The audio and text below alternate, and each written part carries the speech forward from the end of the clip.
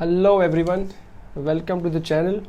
हम लोग कर रहे हैं chapter which is known as charge of GST, जिसके अंदर आज हम लोग पहुंच गए हैं थर्ड पार्ट में, जिसका नाम है composition levy. Now before I begin, जैसे कि मैंने लास्ट लेक्चर में अनाउंस किया था, I am again reannouncing the same thing. ये लेक्चर्स अभी लाइव रिकॉर्ड हो रहे हैं in the month of July and August 2021।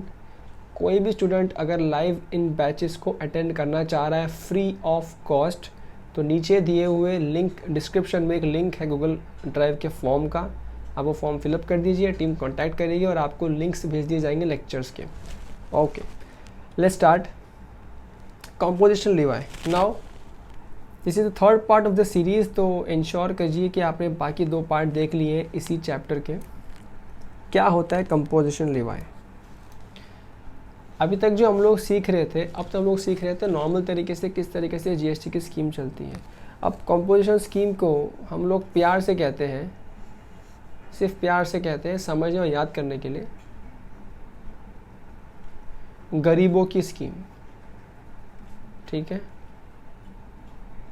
Now little interpretation मत करना, गरीब का मतलब मैं सच में गरीबों की बात कर रहा हूँ, ऐसी बात नहीं है। जस्ट टू अंडरस्टैंड हम बात करते हैं कि ये गरीबों की स्कीम है। अब हम लोग बिफोर एंटरिंग इनटू प्रोविजंस ऊपर से सीख लेते हैं कि किस प्रकार ये स्कीम चलने वाली है। देखो, नॉर्मल स्कीम में क्या होता है, हम लोग एवरी मंथ GSTR 1 भरते हैं, GSTR 3 भी भरते हैं, साल में एक बार एनुअल रिटर्न भरते हैं।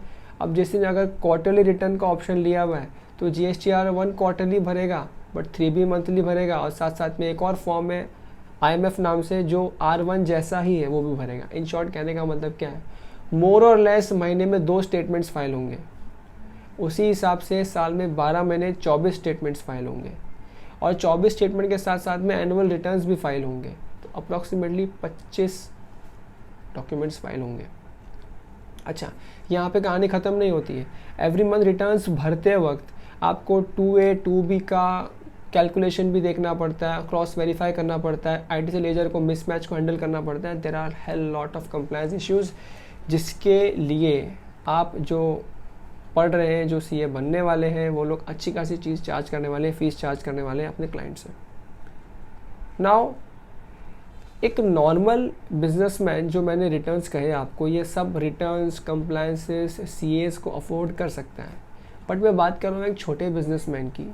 छोटे का मतलब मेरा यहाँ पे है ये जो जस्ट एक स्टार्टअप है, छोटा मोटा बहुत बिजनेस है, कोई बहुत बड़ा अभी तक टर्नओवर नहीं है, उनको वो लोग है ना बहुत कॉस्ट को बचाते हैं। कई बार आप देखेंगे कई लोग ऐसे होते हैं, एंटरप्रेन्योर्स होते हैं, कई लोग ऐसे प्रोप्राइटर्स होते हैं जो अपनी एक शॉप लेके रख रहे हैं और उस शॉप में झाड़ू पोछा भी खुद मारते हैं। ऐसी हालत में अगर उनके पास मेड रखने का अफोर्डेबिलिटी नहीं है, तो अगर उनको GST नंबर लेना पड़ रहा है किसी भी मजबूरी से, बिकॉज बहुत सारी चीज़ें ऐसी हैं कि अब GST नंबर के बिना आदमी परचेज़ नहीं कर सकता, कुछ चीज़ों की ऐसी हैं बहुत सारी, दैट केस नंबर लेना पड़ जाता है। कई बार रेपुटेशन बिल्डअप करने के लिए या बैंक से लोन अच्छे से मिल सके, उसके लिए भी GST नंबर लेना पड़ जाता है।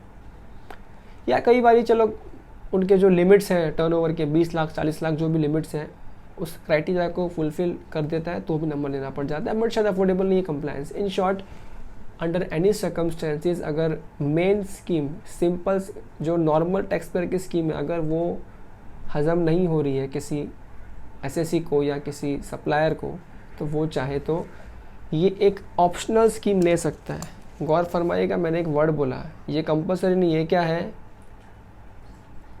ऑप्शनल स्कीम है। डीलर चाहे तो इस स्कीम को ऑप्ट करे, चाहे तो इस स्कीम को ऑप्ट ना करे, कोई प्रॉब्लम नहीं है। अब देखो, ये ऑप्शनल है और गरीबों की है, तो इसका मतलब इसमें मेन क्या फ़ायदा होगा?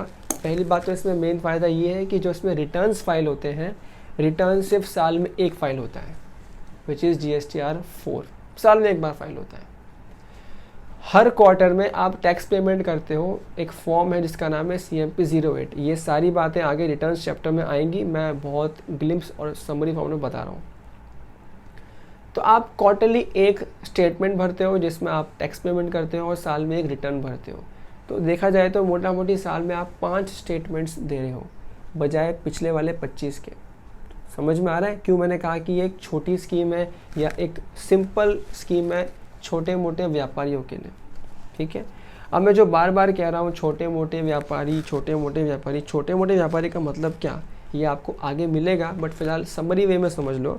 छोटा व्यापारी का मतलब यहाँ पे ये है कि जो उनका टर्नओवर है वो 1.5 करोड़ से ज़्यादा नहीं होना चाहिए मेजॉरिटी ऑफ द स्टेट्स में, किसी भी स्टेट में। और कुछ स्टेट्स ऐसे हैं जिनके लिए टर्नओवर लिमिट कम है, यानी कि 75 लाख की है। ठीक है, ये जो कंपोजिशन स्कीम है ये पहले सिर्फ गुड्स के लिए लाई गई थी, जो गुड्स में डील करते हैं। लेटर ऑन डिपार्टमेंट को फील हुआ कि कुछ और लोग भी हैं जो भले ही गुड्स में डील नहीं करते, सर्विसेज में डील करते हैं, उनको भी ये स्कीम देनी चाहिए, तो उनके लिए भी ये स्कीम लाई गई है। तो आज हम लोग सेक्शन नंबर 10(1) और 10(2) दोनों ही स्कीम के बारे में बात करने वाले हैं। ठीक है, ओके। इसके अलावा जो बातें इसके अंदर काम की निकल के आ सकती है, इसमें टैक्स रेट बहुत कम है। Unlike the normal tax pair की स्कीम है, वहाँ पे टैक्स रेट अच्छा खासा है, जहाँ पे हाईएस्ट टैक्स रेट 28% तक जाता है। बट कमिंग टू दिस, यहाँ पे जो मैक्सिमम टैक्स रेट है वो 5% का है, और वो तो एक रेस्टोरेंट वाली कैटेगरी में है। बाकी सब कैटेगरी में यहाँ पे 1% के आसपास का ही टैक्स रेट निकल के आता है टोटल, यानी कि 0.5 CGST और 0.5 SGST। ध्यान देना यहाँ पे, मैंने कहा 0.5 CGST, 0.5 SGST, मैंने एक बार भी ये नहीं कहा कि 1% IGST, क्योंकि कॉम्पोजिशन मतलब कौन, छोटा आदमी, और छोटे आदमी को इंटर स्टेट सप्लाई करना अलाउ ही नहीं है। तो जब वो इंटर स्टेट सप्लाई कर ही नहीं सकता तो वो CGST SGST में डील करेगा, तो IGST आएगा ही नहीं पिक्चर में। ठीक है, सो ये थे मोटा मोटी ऊपर समराइज बातें। अब हम लोग डिटेल में जाएंगे और चेक करेंगे कि ये दोनों स्कीम्स क्या है। याद रहे, एक गुड्स के लिए स्कीम है और एक सर्विसेज के लिए स्कीम है। तो एज़ यूजुअल हम लोग ये प्रोविजंस बाद के लिए छोड़ देंगे, आपके होमवर्क के लिए। हम लोग जाएंगे एनालिटिकल पार्ट में, जहाँ पे समझाया जा रहा है डिटेल में इस स्कीम के बारे में। तो गौर फरमाइए, जैसे कि मैंने कहा ये स्कीम क्या है, वॉलंटरी है और ऑप्शनल स्कीम है। आपकी मर्जी है, चाहो तो लो, मतलब आप छोटे व्यापारी होने के साथ साथ भी चाहो तो जो नॉर्मल स्कीम है उसमें आप एनरोल करवा सकते हो। देखो यहाँ पे स्मॉल ट्रेडर, मैन्युफैक्चरर और रेस्टोरेंट्स। ओके, इसके बाद यहाँ पे देखो, essentially the composition scheme under subsection 2A, वो जो मैं सर्विस वाले की बात कर रहा था, वहाँ पे क्या रेट है, वहाँ पे स्मॉल सर्विस प्रोवाइडर्स जो है like salon, stylist, tailor etcetera, इनको भी ये स्कीम चाहिए था, तो इनको क्या बोला, आप 6% रेट पे स्कीम ले लो। बट ऑब्वियस सर्विसेज में रेट थोड़ी सी ज़्यादा है, बट नॉर्मल अगर आप सर्विस पे जाओगे तो वहाँ तो रेट बहुत ज़्यादा है, तो ये 6% बहुत कम है। और गुड्स वाले में तो रेट 1% के अंदर ही सारी रेट से 1%, सिर्फ रेस्टोरेंट है जहाँ पे 5% है। ठीक है, ये आएगा, आप पढ़ेंगे आगे, don't worry. Simple annual return and quarterly payment of tax, जैसे कि मैंने आपको पहले बताया। एनुअल रिटर्न मतलब यहाँ पे क्या जाता है, GSTR 4। पेमेंट ऑफ टैक्स मतलब यहाँ पे कौन सा फॉर्म जाता है, CMP 08, सब आगे आएगा G1 में। ये देखो, जैसे कि मैंने कहा, easy compliance as no elaborate accounts and records to be maintain. ज़्यादा मगजमारी करनी नहीं, ज़्यादा अकाउंट्स का काम भी मच करने की ज़रूरत नहीं है, बहुत सिंप्लीफाइड प्रोसेस है। तो ये देखो, एज वी डिस्कस्ड कि कंपोजिशन स्कीम हमारे पास दो है, एक है गुड्स के लिए जो 10(1) और 10(2) में, और 10(2A) में वो किसके लिए है, सर्विसेज के लिए है। Okay, now turnover limit for opting composition scheme.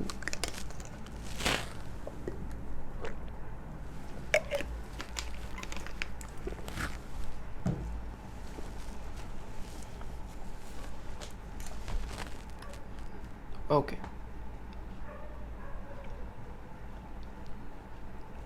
बगा, पहले हम किसकी बात कर रहे हैं, गुड्स की। ठीक है, हमेशा याद रहे जब भी इस चैप्टर को पढ़ें, इस पॉइंट से पढ़ें कि गुड्स के लिए ये सब किफ़ायतें हैं या ये सब फ़ायदे हैं, और सर्विस के लिए ये सब फ़ायदे हैं छोटी स्कीम में।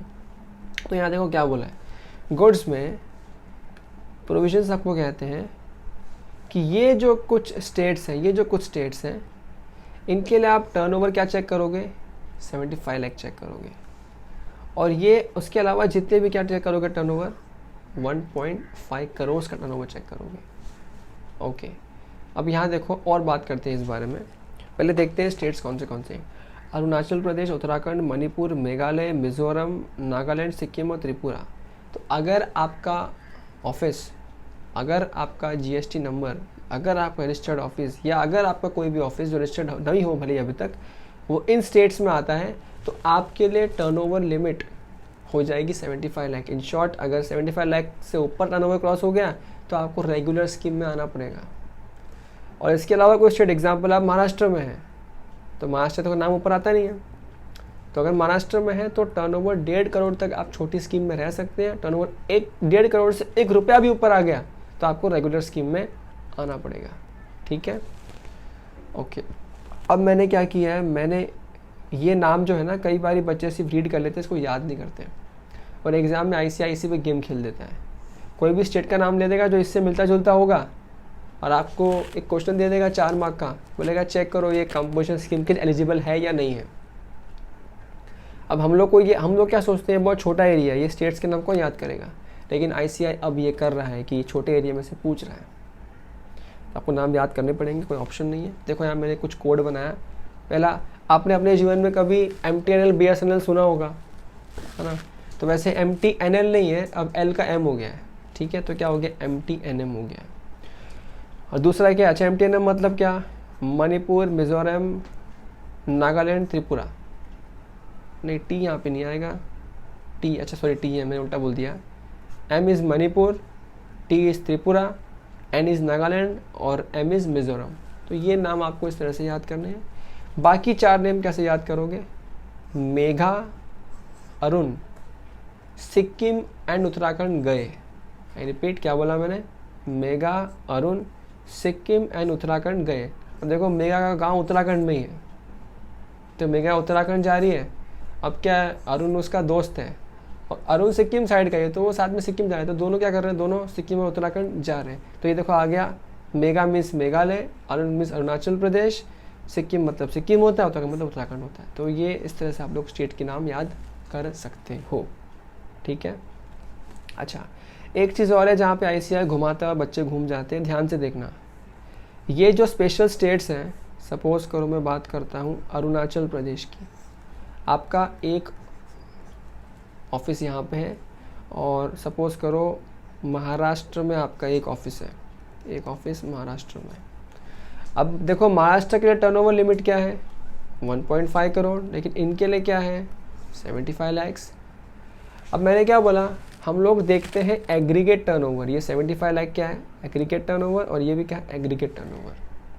तो सर ये एग्रीगेट टर्नओवर क्या होता है, आगे पढ़ेंगे, बट फिलहाल समझ लो एग्रीगेट टर्नओवर मीन्स आपके एक ही पैन नंबर से जितने भी ऑफिसेज चलने वाली है, all India all pan basis पे आपके जितने ऑफिसेज हैं उन सब का टर्नओवर आप ऐड करते हो।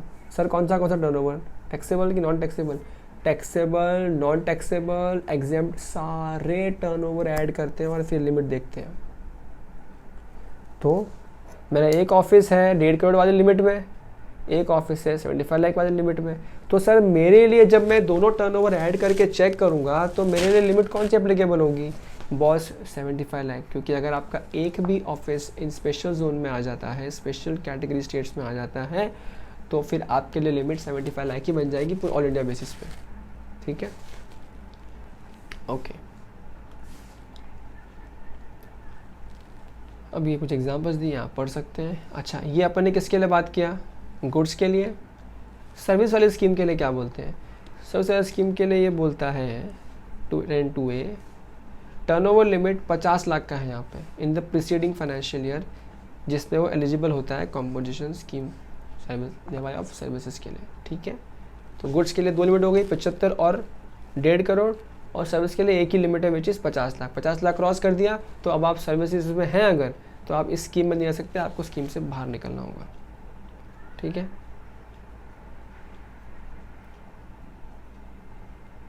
अच्छा नाउ ॲग्रिगेट टर्नओवर म्हणजे काय। एग्रीगेट टर्नओवर जो आप कैलकुलेट करते हैं, इसी के ऊपर पूरा गेम है इस कंपोजिशन के अंदर। इसके अंदर आप जैसे कि मैंने कहा ऑल इंडिया बेसिस पे आप taxable supplies, exempt supply, export of goods या सर्विसेज या दोनों, इंटर स्टेट सप्लाई, ये सब कुछ ऐड कर दोगे। लेकिन क्या ऐड नहीं करोगे, कोई भी इनवर्ड सप्लाई, मतलब क्या बात कर रहा हूँ मैं, परचेस की बात कर रहा हूँ। जिसमें टैक्स पेएबल है by a person on reverse charge basis. कई बार बच्चे कंफ्यूज हो जाते हैं, किसी में हम लोग क्या करते हैं, हम लोग आरसीएम में हम लोग टैक्स भरते हैं हम लोग, लेकिन वो क्या है, मेरे परचेज पे मैं टैक्स भर रहा हूँ, तो purchase can never be counted in turnover, ठीक है, इन माय सेल्स, तो फिर ये ऐड नहीं होगा। लेकिन कुछ सेल्स ऐसी हो सकती है जहाँ पे मैं ही सप्लायर हूँ और मेरी आउटवर्ड सप्लाईज है और मैं किसी को बेच रहा हूँ और रिवर्स चार्ज में उसको टैक्स भरना है, मुझे नहीं भरना, लेकिन मेरी सेल है ना, तो वो टर्नओवर का पार्ट बनेगा। याद रहे एक्सक्लूड सिर्फ क्या हो रहा है, जो आपका इनवर्ड है, जो आपका परचेज है जिस पे आरसीएम में आप टैक्स भर रहे हो, वो ऐड नहीं होगा। इन शॉर्ट सिंपल सी कहानी है, परचेज कभी टर्नओवर में ऐड नहीं होता, चाहे वो कोई भी परचेज हो, ठीक है। अच्छा, और क्या ऐड नहीं होगा, कोई भी टैक्सेस हैं जो जीएसटी लॉ के हैं वो कभी भी ऐड नहीं होंगे, कोई सेस है, कोई टैक्स है, ये सब ऐड नहीं होगा एग्रीगेट टर्नओवर के अंदर। अभी तो यहाँ पे जितने बता दिया आपको, वही चीज़ समरी में बता दी है। ये वाला देखो, हाथ वाला point, value of supplies made by registered person from 1st April of financial year up to the date when he becomes liable for registration। यहाँ देखो, these also include, क्या इंक्लूड होगा इसमें, value of supplies made by registered person from 1 April से लेके financial year of a financial year up to the date when he becomes liable for registration under the act. देखो मैं क्या कहना चाहता हूँ, ये बनाते हैं टाइमलाइन। ये मेरा फाइनेंशियल ईयर है 1 अप्रैल 2011 31 मार्च 2012, सपोज करो ये फाइनेंशियल ईयर है, ठीक है। अब ये फाइनेंशियल ईयर के अंदर सपोज करो कि मैं अगले साल चेक करना चाह रहा हूँ कि मैं अभी भी लिमिट के अंदर फॉल करता हूँ कि नहीं करता हूँ, तो मैं क्या करूँगा, मैं लिमिट चेक करूँगा। लेकिन हो सकता है ना कि मैंने जीएसटी रजिस्ट्रेशन ही किया हो 1 जुलाई को, तो अब एग्रीगेट टर्नओवर में सब कुछ तो ऐड करूँगा, लेकिन नंबर लेने के बाद ये पीरियड का ऐड करूँगा या नंबर लेने के पहले वाले पीरियड का भी ऐड करूँगा, ये क्वेश्चन है। मान के चलो कि मेरा नंबर लेने के पहले के पीरियड में मेरा टर्नओवर था 50 लाख का, मैं 1.5 करोड़ वाली सिटी में ही फॉल करता हूँ, 50 लाख का टर्नओवर था, और अब मेरा जो टर्नओवर हुआ है जुलाई से लेके मार्च में, ये मेरा टर्नओवर हो गया है 1.2 करोड़ का। Am I eligible for composition scheme in the next year? The answer is no, क्योंकि मुझे पूरे साल का टर्नओवर देखना है। रजिस्ट्रेशन लिया उसके पहले के डेट तक का, अच्छा जो पहले के डेट का मैंने टर्नओवर कंसिडर किया उस पर कोई टैक्स वैक्स नहीं भरना है मेरे को, ऐसा नहीं कि उस पर कुछ अलग, लेकिन ऐड तो करना होगा बिकॉज वो टर्नओवर का पार्ट तो है। अब देखो दोबारा यहाँ पे क्या लिखा था, ध्यान से, these also include value of supply made by registered person from 1 April, यानी कि यहाँ से of a financial up to the date when he become liable for registration, ये वाला टर्नओवर भी लेंगे, ठीक है। आगे पढ़ो। The value of exports and interstate supplies are relevant only while determining the aggregate turnover of the preceding financial year. These values are not relevant for determining the aggregate turnover of the current financial year, in which the composition supplier has opted for composition levy as he is not permitted to make interstate supplies and exports in the said financial year. Simple सी कहानी है। ये देखो, ये मेरा financial year है 18-19, next मेरा financial year है 19-20। अब मैं इस साल एलिजिबल हूँ या नहीं, तो मैं प्रीसीडिंग फाइनेंशियल ईयर क्या देखता हूँ, एग्रीगेट टर्नओवर। लेकिन वो मैं देखता हूँ तो मैं पूरे ऑल इंडिया बेसिस का देखता हूँ और उसके हिसाब से काम करता हूँ कि एलिजिबल हूँ या नहीं हूँ।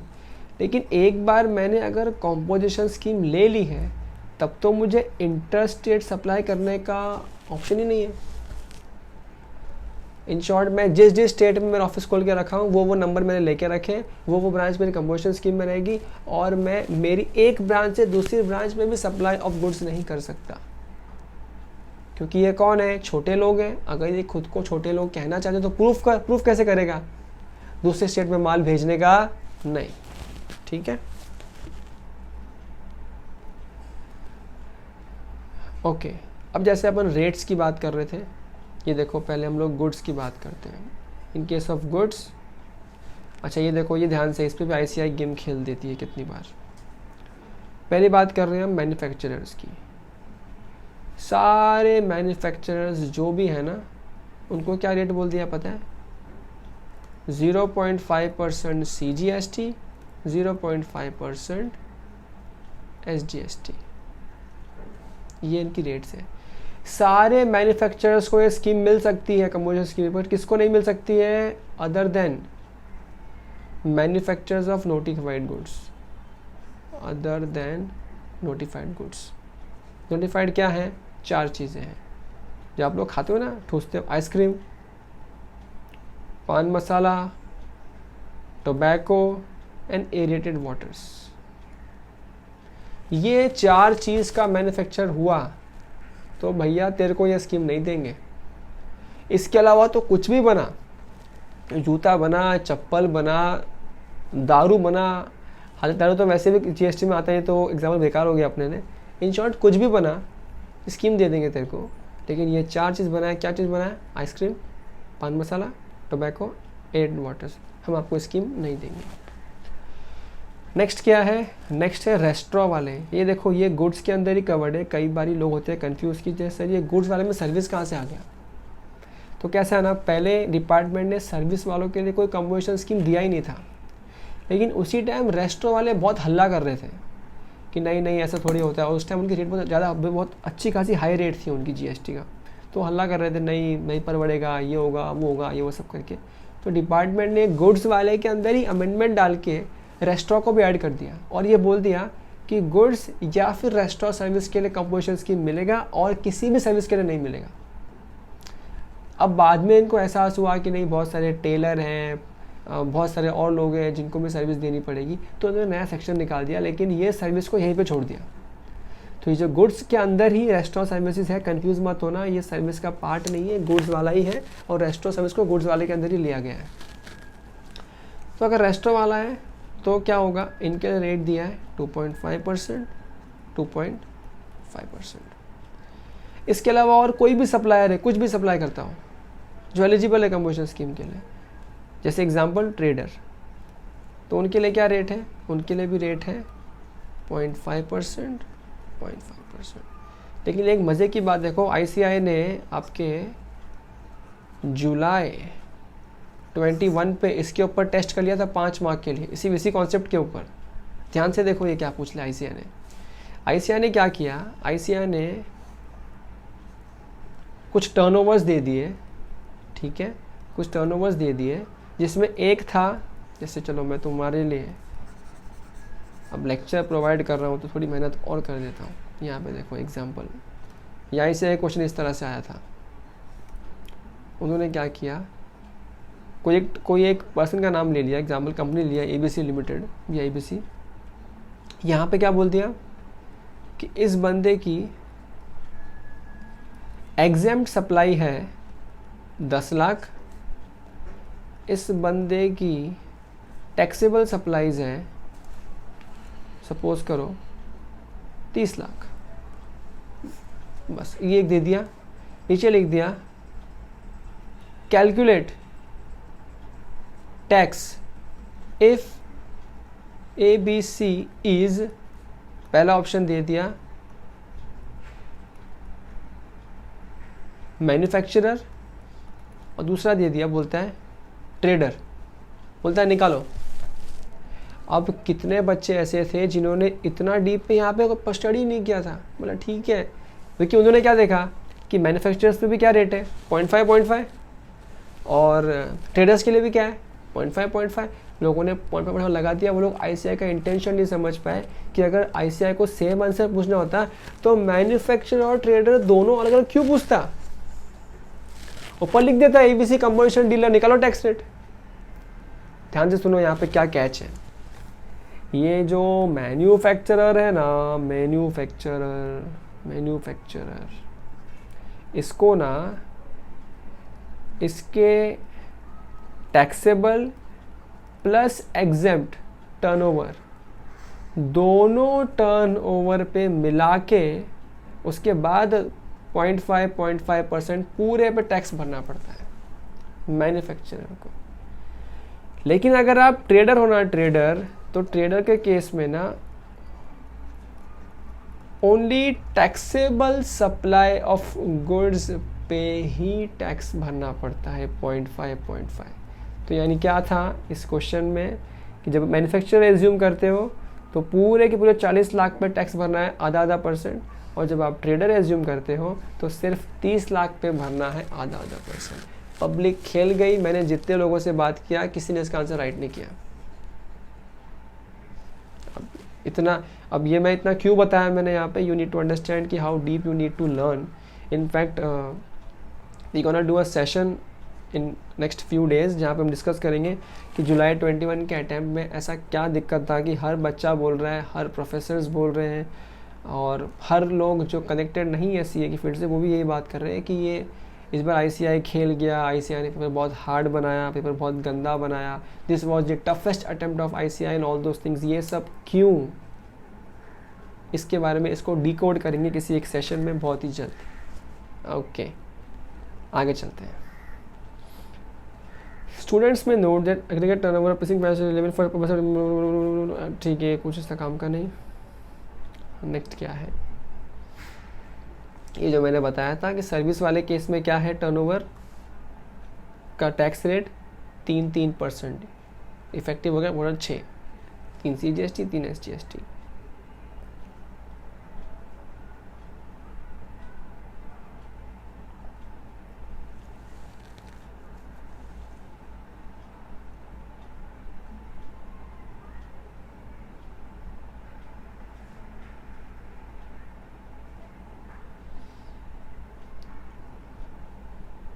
यहाँ पे एक कन्फ्यूजन है बिकॉज़ या तो गलत इंटरप्रेट मैंने किया या कुछ गलत लिखा गया है। एक सेकंड,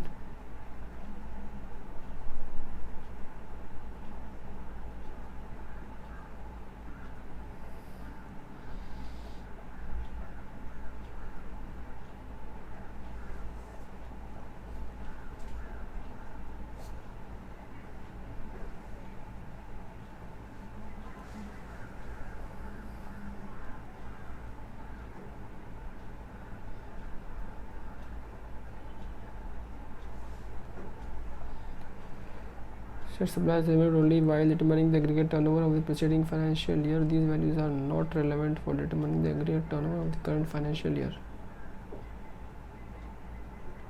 जबकि यहाँ पे अवेलेबल है पर्पज ऑफ रिमेनिंग द एक्सप्रेबल। हाँ ठीक है, सॉरी, मैं ही थोड़ा सा जो अपने पढ़ा राइट पढ़ा है, कोई दिक्कत वाली बात नहीं है।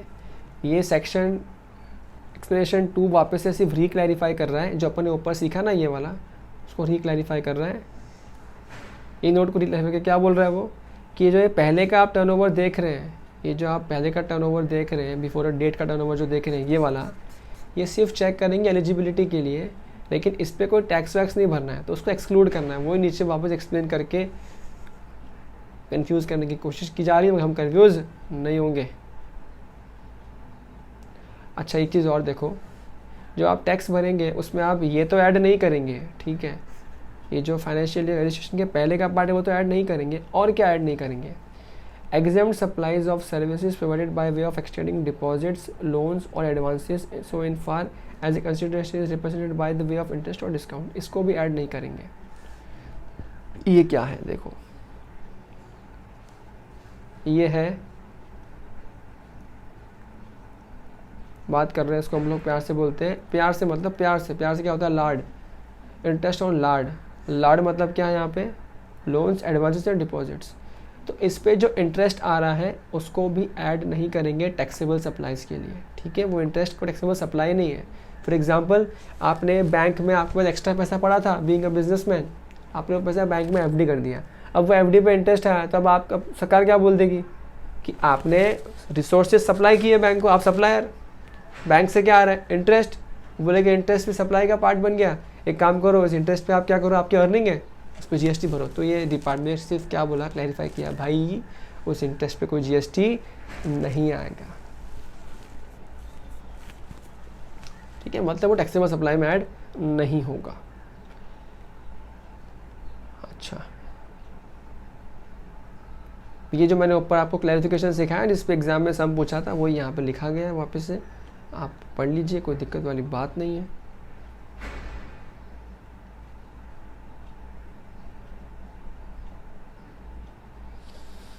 अच्छा, ये देखो हम कब से सीख रहे हैं, छोटे व्यापारी, छोटे व्यापारी। तो कोई ये तो बता दिया टर्नओवर क्या है, क्या वो क्या, ये तो कोई बताया कि कौन किसके लिए स्कीम बिल्कुल नहीं है। तो एक तो पहले याद रहे किसके लिए नहीं है, वो जो स्पेशल 4 गुड्स मैन्युफैक्चरिंग करते हैं उनके लिए तो नहीं है बिल्कुल भी। क्या था वो 4 चीज़?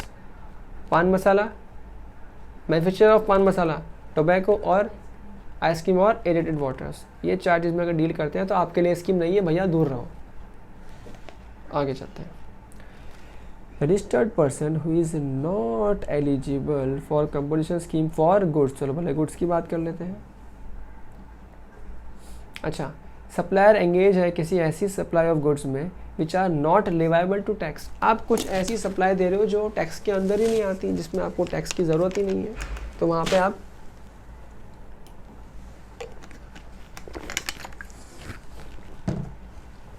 आप करोगे भी क्या स्कीम का? स्कीम लेके करोगे क्या जब टैक्स भरना ही नहीं आता है तुमको, तुम टैक्सेबल सप्लाई नहीं देते हो, तुम क्या करोगे? जैसे एग्जांपल, आप हमारे गांव के फार्मर लोग को देख लो, जाके किसी फार्मर से पूछना जीएसटी नंबर लिया है क्या, एक भी हमें बताना हमको, कोई हानि। अरे क्यों लेगा वो? अरे क्यों लेगा? क्योंकि फार्मर जो आपको सप्लाई दे रहा है ना गुड्स का, वो एग्जेम्प्ट है वैसे भी, है ना, कोई जीएसटी उस पर आता नहीं है। कोई फार्म वाला, फार्म मतलब डेयरी फार्म की बात कर रहा हूँ, ठीक है, जो गाय भैंस पालता है, उसका कितना भी बड़ा तबेला हो, जाके ना उसको पूछना है तेरे पास जीएसटी नंबर है क्या, बोलेगा पागल है क्या, का बोल रहे हो भाई, कोई नहीं, किसी के पास नहीं। याद रखना, मैं उस फार्म वाले एग्रीकल्चरिस्ट की या जो गाय भैंस पाल रहा है उसकी बात कर रहा हूँ, मैं किसी कंपनी की बात नहीं कर रहा है जो ब्रांडिंग करके उसको बेच रहा है, वो सब कवर्ड है जीएसटी के दायरे में, सब घुस जाएंगे। मैं बात कर रहा हूँ एक साधारण किसान की जो किसी ब्रांडिंग में इन्वॉल्व नहीं है, ठीक है। अब आप मैदा बेचते हो, नॉर्मल मैदा बेचते हो तो ठीक है, आप जीएसटी से एग्जेम्प्ट हो जाओगे, लेकिन आप उसी मैदे का मैगी बना के बेचोगे तो आपको जीएसटी भरना पड़ेगा। वो सारी बात मैं नहीं कर रहा हूँ यहाँ पे, ठीक है। तो जो नहीं आता है, यानी कि जो एग्जेम्प्ट सप्लाई ही देता है या जो टैक्सेबल सप्लाई में आता ही नहीं है, उसको तो फिर ज़रूरत भी नहीं है। सर आपने ऊपर तो बोला एग्रीगेट टर्नओवर में सब ऐड करेंगे, वो सिर्फ एलिजिबिलिटी चेक करने के लिए। ये एग्जाम्पल और लेके दिखाता हूँ, यहाँ देखो ध्यान से। मेरी ना 3 ऑफिस है, office number A, office number B, office number C, ठीक है। मेरा ए में टैक्सेबल सप्लाई का टर्नओवर है 30 लाख। अच्छा, ये मेरे सभी स्टेट्स जो है ना, ये 1.5 करोड़ की लिमिट के कैटेगरी में आते हैं। तो मेरा ए में टर्नओवर है 30 लाख, बी में टर्नओवर है सपोज करो 80 लाख टैक्सेबल सप्लाई का, और जो सी में है ना उसमें मेरा टर्नओवर है एग्जेम्प्ट सप्लाई का, और एग्जेम्प्ट सप्लाई का टर्नओवर है सपोज करो 20 लाख, ठीक है। अब आप चेक करोगे तो मुझे टर्नओवर तो पूरे कंट्री का चेक करना है मेरे सेम पैन नंबर पे, तो 30 और 80 कितना हो गया, 110 और 20 30, यानी कि 130 हुआ total, 1.3 crore. Am I eligible for composition scheme? The answer is yes. Coming to registration and come to tax payment. Suppose अब तक रजिस्ट्रेशन अगर मैं नहीं किया है, अभी तक चल रहा था मैंने ध्यान नहीं दिया, तो क्या होगा, मुझे मेरा जो ए, सपोज करो अभी ए वाला ऑफिस है ना, ये महाराष्ट्र में है, ये गुजरात में है और ये राजस्थान में है। अब ये ए और बी को तो रजिस्ट्रेशन जीएसटी में करना पड़ेगा, लेकिन ये जो सी वाला है ना, जो सिर्फ एग्जेम्प्ट कर रहा है, इसको लेने की कोई आवश्यकता ही नहीं है ना। तो ये वैसे भी क्या तेरा एग्जेम्प्ट सप्लाई दे रहा है, तो ये बाहर रह सकता है, कोई दिक्कत वाली बात नहीं है। लेकिन अगर ये 1 रुपये का भी माल बेचता है टैक्सेबल का, तो नंबर लेना पड़ेगा, रजिस्ट्रेशन करना पड़ेगा, ठीक है। Okay, next, supplier engage in making inter state outward supply of goods. भाई मेरी ऑफिस महाराष्ट्र में है और मैं गुड्स सप्लाई करना चाहता हूँ गुजरात में भी। अरे करना है कर, then don't call yourself छोटा आदमी, नॉर्मल स्कीम ले ले, ये स्कीम तेरे को हम लोग नहीं देंगे। देखो यहाँ पे ध्यान से बात क्या हो रही है, inter state supply of goods नहीं कर सकते। ओके अच्छा ये ध्यान देना, पूरे एक्ट में किधर भी restriction inter state inward purchases पे नहीं है। अगर आपके ऑफिस मुंबई में है तो आप चाहो गुजरात से माल मंगाओ, राजस्थान से, जहाँ से माल मंगाना मंगाओ, कोई दिक्कत नहीं है। माल बेचना सिर्फ महाराष्ट्र में, कहीं और माल बेच दिया ना, निकल स्कीम से बाहर, आजा रेगुलर स्कीम में। Okay person supplying any goods through electronic commerce operator who is required to collect tax at source under section 52। भाई आप ECO के थ्रू अपना सामान सप्लाई कर रहे हो, और वो भी एक ऐसा ECO जिसपे TCS एप्लीकेबल है। ये TCS वगैरह से बाद में आएगा, फिलहाल समझ लो इतना ही कि आप सिंपल समझो ना, आप E-कॉमर्स ऑपरेटर जो TCS एप्लीकेबल है उसके थ्रू सप्लाई कर रहे हो, छोटे आदमी हो आप, आ जाओ रेगुलर स्कीम में। चलो ये अपन सीख चुके हैं, मैन्युफैक्चरर ऑफ आइसक्रीम है, तो भैया दूर रहे ना, हमसे ना हो पाएंगे। नेक्स्ट क्या है, supply who is either a casual taxable person और a non resident taxable person. मतलब यहाँ पे CTP को भी ले लिया है और NRTP को भी ले लिया है। आई होप आपको याद हो कैजुअल टैक्सेबल पर्सन कौन होता है, कौन होता है, कौन होता है, ये सब बताया मैंने, बताओ बताओ।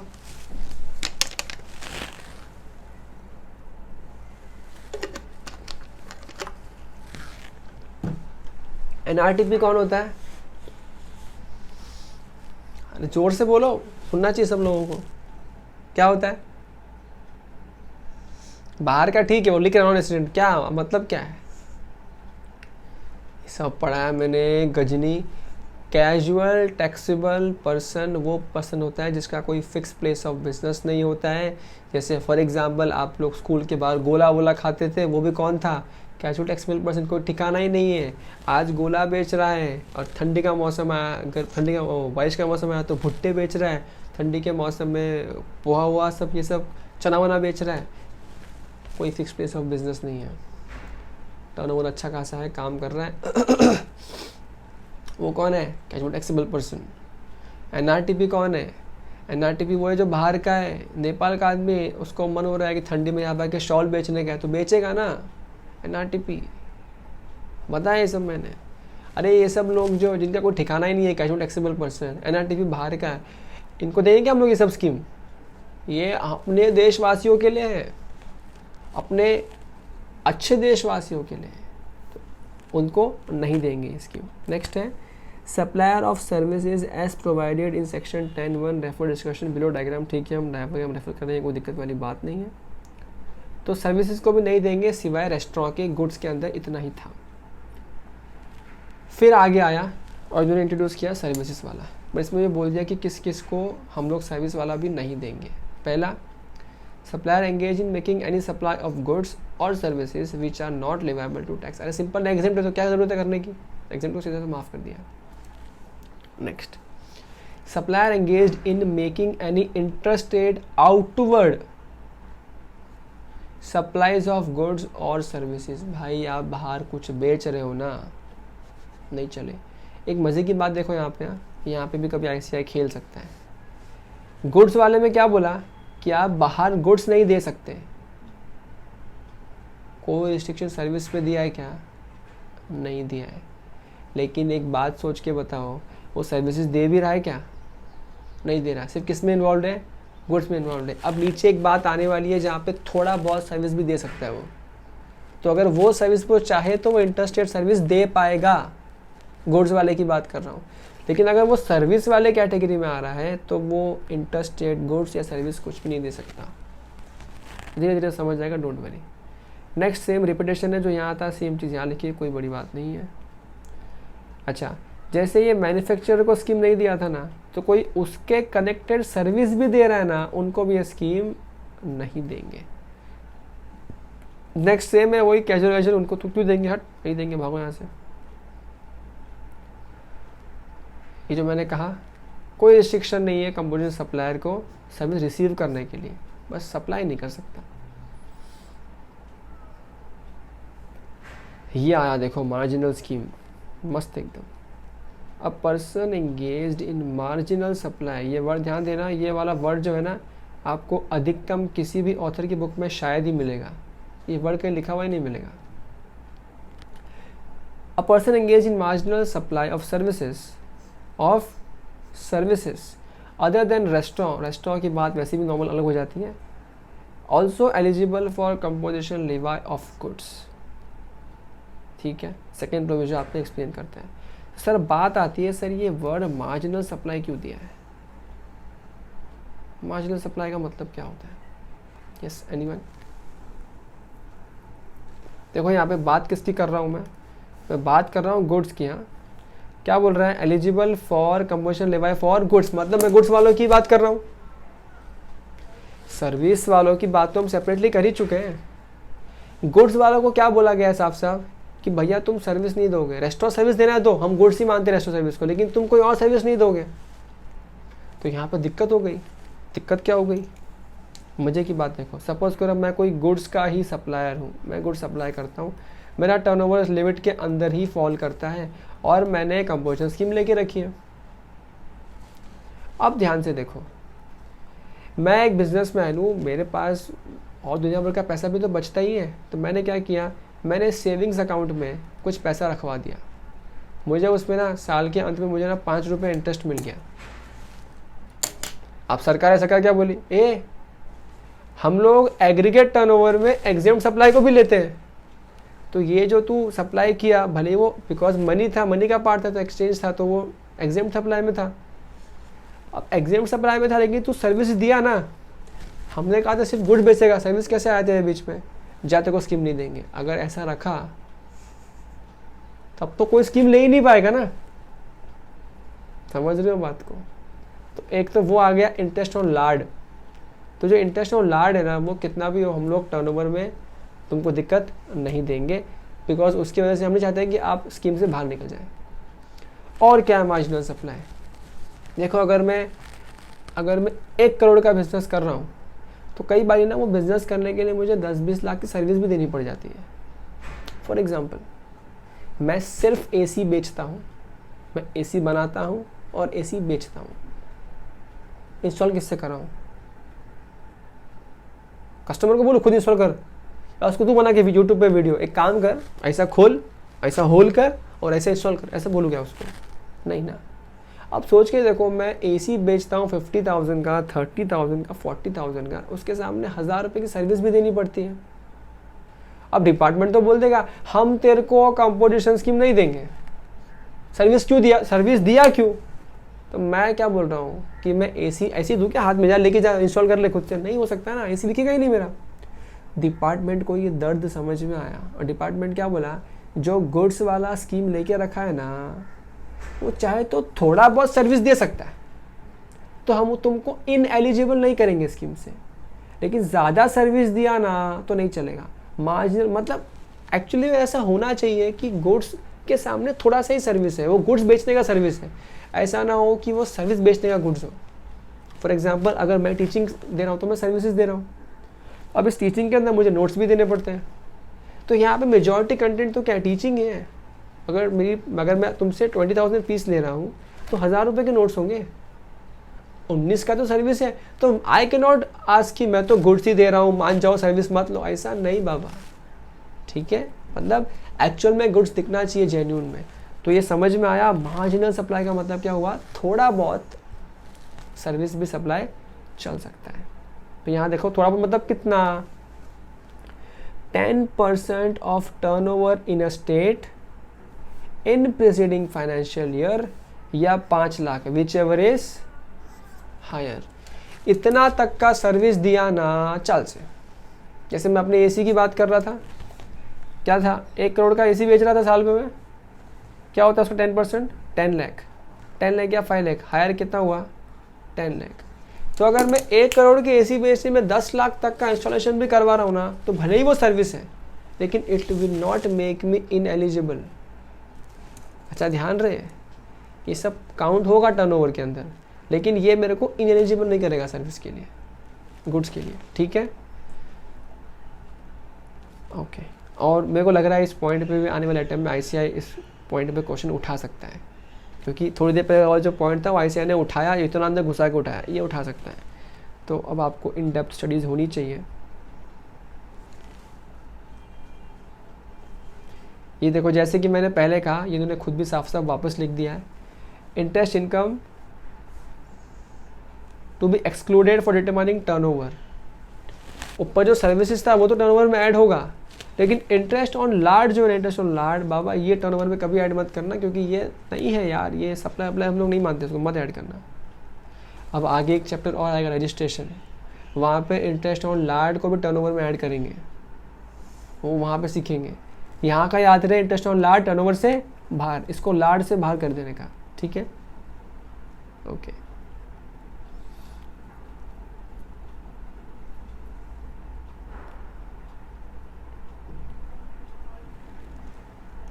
Conditions and restrictions for composition लीवाई। अब जो अपन ने ऊपर सीखा ये वापस यहाँ पे लिखा है, पान मसाला नहीं चलेगा, ये सब नहीं चलेगा, तो अपन पढ़ चुके हैं। अच्छा, ये एक चीज़ देखो, ध्यान रहे, composition taxable person not eligible to collect tax on supplies. ये बहुत इंपॉर्टेंट चीज़ है। एक नॉर्मल टैक्स पेयर क्या करता है, सपोज आपको 100 रुपये का गुड्स या सर्विस जो भी दे रहा है, और सपोज 18% टैक्स है, तो वो 9 रुपया टैक्स लगा के 118 का आपको बिल देता है। ऊपर क्या लिखता है, टैक्स इनवॉइस, ये ऊपर लिख के ऐसा बनाता है नॉर्मल बंदा। इसमें हो क्या रहा है कि वो आपसे यानी कि रेसिपिएंट से पैसा ले रहा है, सरकार को दे रहा है, बट कंपोजिशन वाला ऐसा नहीं कर सकता।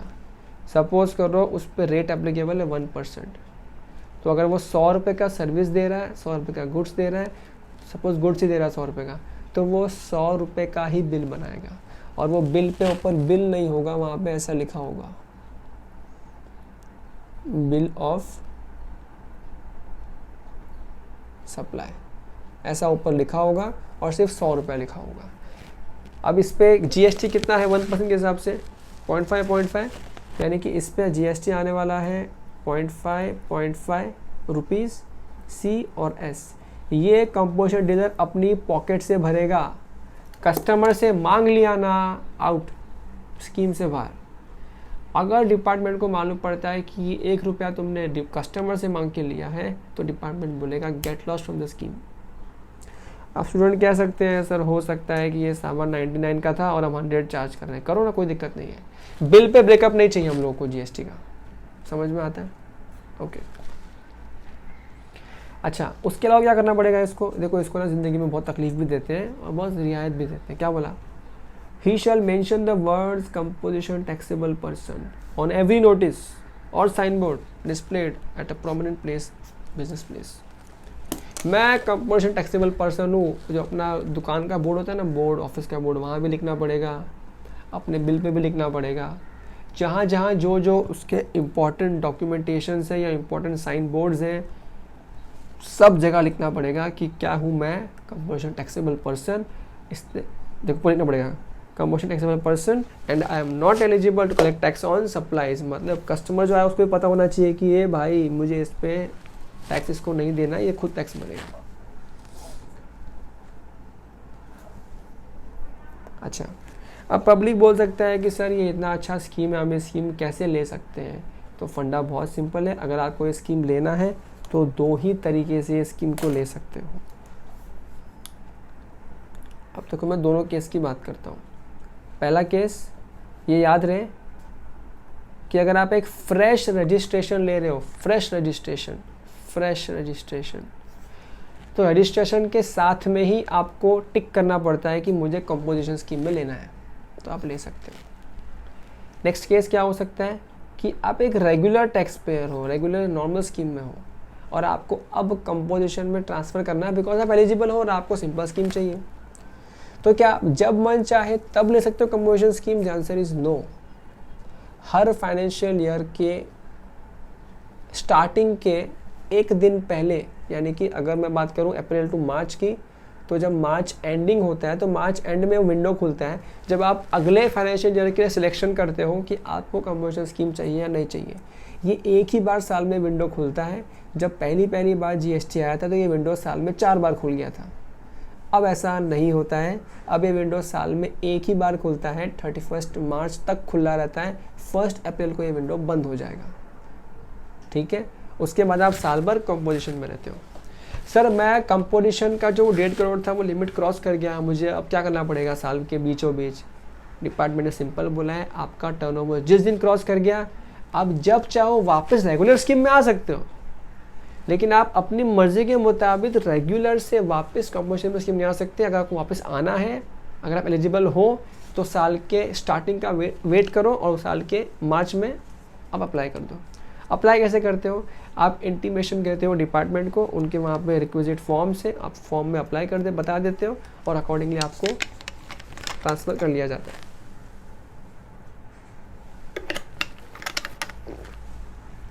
अच्छा, अब इसका आपका जो एग्जिस्टिंग आईटीसी है उसका क्या होगा? वो आईटीसी ट्रांसफ़र होगा नहीं होगा? देखो पहली बात तो कंपोजिशन टैक्स पेयर्स को आईटीसी नहीं मिलता। एक रेगुलर टैक्स पेयर है तो जो माल परचेज करता है उसका जीएसटी क्लेम करता है आईटीसी की तरह। कंपोजिशन को आईटीसी नहीं मिलता। तो ये composition to normal tax payer to composition, इस ट्रांसफॉर्मेशन में आईटीसी का क्या होता है ये एक आने वाला चैप्टर है आईटीसी, वहाँ पे हम लोग इन डेप्थ सीखेंगे। तो उस पॉइंट को मैं यहाँ टच नहीं कर रहा हूँ, बट ये पॉइंट सीखने वाले हैं। ओके,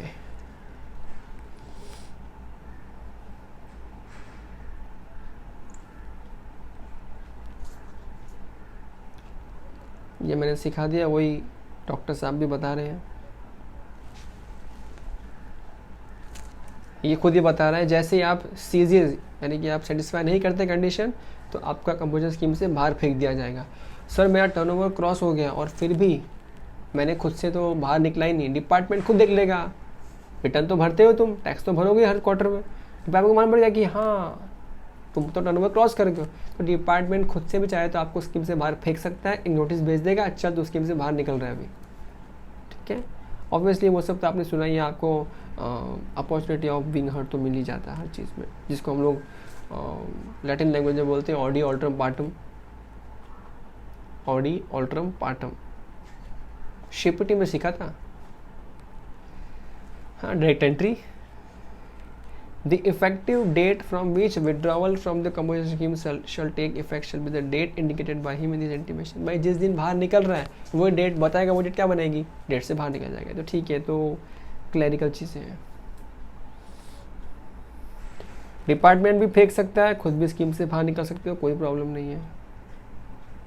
अच्छा, denial of option of to pay tax under composition scheme. देखो आप सब चीज़ कंप्लाई कर रहे हो मगर डिपार्टमेंट को लग रहा है कि आप कुछ तो झोल कर रहे हो, डिपार्टमेंट को बेवकूफ़ बना रहे हो, डिपार्टमेंट के साथ मज़े ले रहे हो, डिपार्टमेंट को येड़ा बना रहे हो, डिपार्टमेंट का टैक्स चोरी करने के लिए आप इस तरह कर रहे हो। तो डिपार्टमेंट जब चाहे आपको एक शो कॉज नोटिस भेजेगा और बोलेगा बताओ हम क्यों तुमको इस स्कीम से बाहर ना निकालें, है ना। शो कॉज नोटिस क्या बोलते हैं हिंदी में, क्या बोलते हैं इसको? कारण बताओ नोटिस। बताओ हमें हमारे प्रिय सप्लायर क्यों हम तुम्हें इससे लात मार के बाहर ना निकालें स्कीम से। ठीक है, तो इन शॉर्ट सिंपल SCN भेजेंगे और उसके हिसाब से निकाल सकते हैं। और अगर डिपार्टमेंट को सेटिस्फैक्टरी आंसर नहीं मिलता तो वो तुमको स्कीम से बाहर निकाल सकता है, तुम डिपार्टमेंट को ज़बरदस्ती फोर्स नहीं कर सकते। ऑल्दो काफ़ी केसेस हुए हैं जहाँ पर डिपार्टमेंट ने गलती भी की है और SSC ने, सप्लायर ने केसेस भी दर्ज किए डिपार्टमेंट के खिलाफ और जीत भी गए हैं। ठीक है, तो here comes your advocates into picture and they do the needful. Okay, composition scheme to be adopted uniformly by all the registered persons having the same PAN। अरे भाई बहुत सिंपल है, तुम ऐसा नहीं कर सकते कि मेरी महाराष्ट्र के ऑफिस में कंपोजिशन स्कीम ले लिया, गुजरात में नॉर्मल स्कीम ले लिया, राजस्थान में ऐसा नहीं। अगर आप कंपोजिशन स्कीम ले रहे हो तो पूरे देश में आपका जितना रजिस्टर्ड ऑफिस है, यानी कि आपका जितना भी रजिस्टर्ड ऑफिस है एक पैन नंबर पे, वो सभी पे आपको स्कीम लेनी पड़ेगी। अगर आपका एक भी स्टेट का टर्नओवर या आपका एक भी स्टेट के कोई भी सप्लाई अगर स्कीम से एलिजिबल नहीं रहती या स्कीम से हो जाती इनएलिजिबल, तो आपकी सारी ब्रांचेस अपने आप ऑटोमेटिक क्या हो जाएगी, स्कीम से बाहर हो जाएगी। अब कुछ लोग पूछते हैं सर हमने डिपार्टमेंट को बताया ही नहीं तो हम तो ये हुआ, ये ऐसा सब नहीं होता है। पकड़े गए तो चोर है, नहीं पकड़े गए तो साहूकार है तुम लोग। लेकिन जब पकड़े जाओगे तो डिपार्टमेंट साथ में लव लेटर भेजेगा अच्छा खासा। और अभी तो ऑन सीरियस नोट काफ़ी सारी चीज़ें इंटीग्रेट हो गई ईआरपी के साथ में, तो तुम स्मार्ट हो तो सिस्टम ज़्यादा स्मार्ट है। देखिए अपन डिस्कस कर चुके हैं, हम लोग टैक्स नहीं ले सकते कंपोजिशन स्कीम वाले, क्रेडिट चेन में एंटर नहीं हो सकते, हम ना आईटीसी ले सकते हैं ना आईटीसी पास ऑन कर सकते हैं। ये मैंने क्या लाइन बोल दी आईटीसी में समझ में आ जाएगी। पेनल्टी इम्पोज कर देंगे अगर उनको मालूम पड़ता है कि तुमने गलत तरीके से धोखा करके डिपार्टमेंट के साथ में स्कीम लिया है। ठीक है, तो ये था आपका ओवरऑल कंपोजिशन स्कीम। अब क्या करना ना, व्हाट वुड आई सजेस्ट, जब भी आप इस चैप्टर को स्पेसिफिकली कंपोजिशन को अगर आप रिवाइज करना चाहते हो ना, तो पहले इस पार्ट में आना जो कि रिवीजन वाला पार्ट है।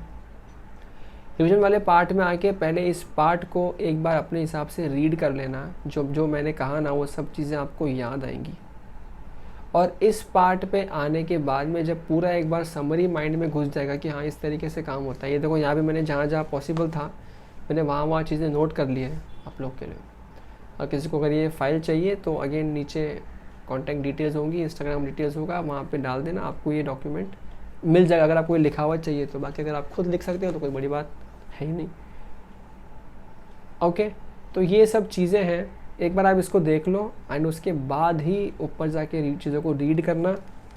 और उसके बाद आपके पास जो भी कोई और समरी है, किसी भी ऑथर की बुक है, सारी बुक्स अच्छी हैं, बट याद रहे समरी पे डिपेंडेंट तब होना है जब फुल फ्लेश डॉक्यूमेंट पढ़ चुके हो। इस बारे में बात करेंगे हमारे नेक्स्ट सेशन में जो होने वाला है 1-2 दिन में कि क्यों पेपर्स इतने ख़राब हो रहे हैं लोगों के।